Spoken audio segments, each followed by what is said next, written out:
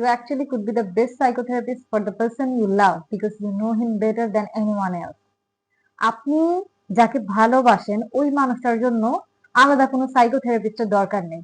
আপনি ওই মানুষটার জন্য একজন বেস্ট সাইকোথেরাপিস্ট হতে পারবেন। কারণ আপনি ওই মানুষটাকে সবচেয়ে ভালো জানেন। কারো সাথে কথা বলার সময় ওই সামনের মানুষটা যদি আমাদের কথা খুব মনোযোগ সহকারে শোনে, ওই মানুষটাকে কিন্তু আমরা খুব কাছের ভেবে ফেলি। ওই মানুষটাকে আমাদের খুব আপন ফিল হয় এবং পরবর্তীতে যখন আমাদের কথা বলার প্রয়োজন হয়, আমরা কিন্তু ওই মানুষটাকেই আসলে খুঁজি আমাদের ফিলিংসটা, আমাদের ইমোশন গুলো শেয়ার করার জন্য। কেন জানেন? কারণ ওই মানুষটা উইদাউট ইন্টারফিয়ারেন্স এ আমাদের কথাগুলো শোনে। তারা বুঝার চেষ্টা করে। তারা কোনো অ্যাডভাইস দেওয়ার জন্য না, জাস্ট বুঝার জন্য, আমাদেরকে হালকা করার জন্য আমাদের কথাগুলো শুনে থাকে। সো আমরা কিন্তু যার তার সাথে কথা শেয়ার করে ভালো ফিল করি না। কারণ অনেকেই দেখবেন যে কথা বলার মাঝখানে ইন্টারফেয়ার করে বসে বা নিজের টপিক টেনে নেয়।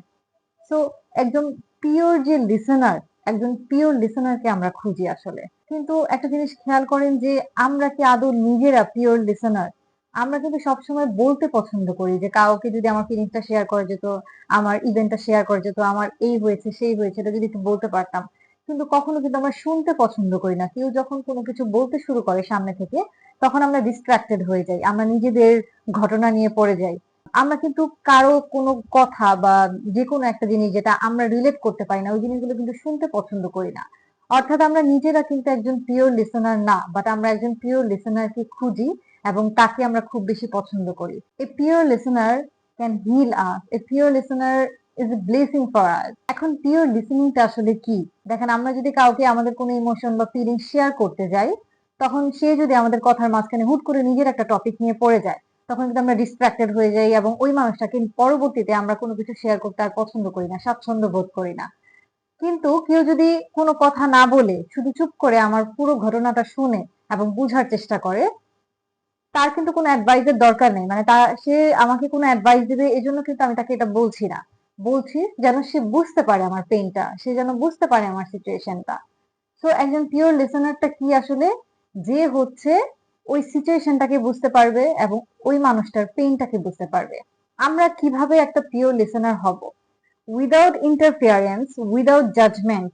যখন আমরা কারো কথা প্রপারলি শুনি এবং এটা বুঝার চেষ্টা করি, অর্থাৎ আমরা যখন সিচুয়েশনটাকে এবং ওই মানুষটার পেইনের কজটাকে বুঝার চেষ্টা করি এবং চুপ করে মনোযোগ সহকারে তার কথাগুলো আসলে শুনি, তাহলেই আমরা একজন পিওর লিসেনার হব।